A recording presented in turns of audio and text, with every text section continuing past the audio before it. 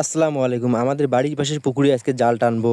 পুকুরে অবশ্য আমরা কোনো মাছ ছাড়ি নাই, তবে এই পুকুরটা বন্যায় একসময় ডুবে গেছিল। বন্যার সময় বন্যা আসলে পুকুরে অবশ্য বাইরের মাছগুলো অনেকগুলো ঢোকে। তো আজকে আমরা যাচ্ছি যে পুকুরে জাল টানে দেখবো পুকুরে কতগুলা মাছ আছে।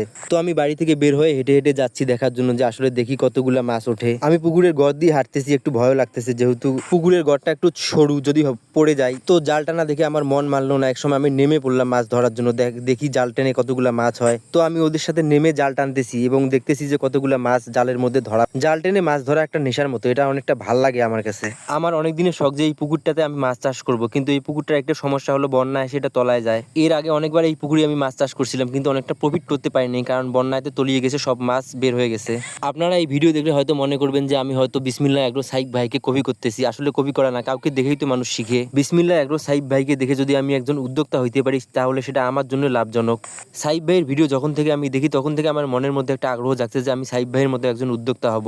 তো জাল টানা শেষ হইতে না হইতে আমার ভাতিজা বলতেছে যে বাবা আমি পানিতে নামবো, আমি সাঁতার শিখবো। তো ওরে একটু পানিতে নামাইলাম, যেহেতু পানির অবস্থাটা আমার এতটাও ভালো ছিল না, পানি অনেকটা নোংরা ছিল, তারপরে আমি ওরে নামাইলাম যে আসলে সাঁতার শেখাটা জরুরি, সাঁতার শেখা দরকার। আর ছোট বাচ্চাদের সব ধরনের ওয়েদারে ম্যাচ করানো শিখাইতে হয়, তাহলে যে আস্তে আস্তে বড় হবে এবং শরীর তার মজবুত হবে এবং অনেক স্ট্রং হবে, সব ওয়েদারে তখন সে ম্যাচ করতে পাবে। আমার ভাতিজাকে পুকুরে নামায় তাকে বললাম যে একটু তুমি নিজে নিজে চেষ্টা করো, দেখো সাঁতার শিখতে পারো কিনা। তো বলতেছে বাবা তুমি আমাকে ধরো, আমি ভালোভাবে সাঁতার শেখানোর ট্রাই করি। প্রতিটা বাচ্চাকে ছোট থেকে সাঁতার শেখানো দরকার, যাতে সে বড় হয়ে সাঁতরাইতে পারে। তো কিছুক্ষণ পানিতে লাফালাফি করার পর আমি ওরে নিয়ে পানি থেকে উঠলাম এবং যারা জাল নিয়ে এসেছে তারা পুকুরে আরো 2টা জাল টান দিল। যেহেতু আমরা পুকুরে কোনো মাছ ছাড়ি নাই, সেহেতু আমরা পুকুরে তেমন একটা মাছ পাই নাই। ছোট ছোট কিছু মাছ পাইছি যেগুলো ভাজি করে খেতে অনেক মজা। এই মাছগুলোকে আমাদের এলাকায় ভাষায় বলে ডাইরকা মাছ। এগুলোকে ভালো করে তেল দিয়ে ভাজি করলে অনেক ভালো লাগে, অনেক সুস্বাদু লাগে। তো মাছ ধরা শেষ করে আমি ওদেরকে জিজ্ঞেস করলাম যে এই পুকুরে কি মাছ চাষ করলে ভালো হয়। তা ওরা বললো যে এখানে পাঙ্গাস চাষ করলে পাঙ্গাস অনেকটা গ্রো করবে। তো ওখানে মাছ ভাগাভাগি চলতেছে। তো আমি আমার ভাতিজাকে বললাম যে চলো তোমার অসুখ হবে, ঠান্ডা লাগবে, চলো আমরা যাই গোসল করি।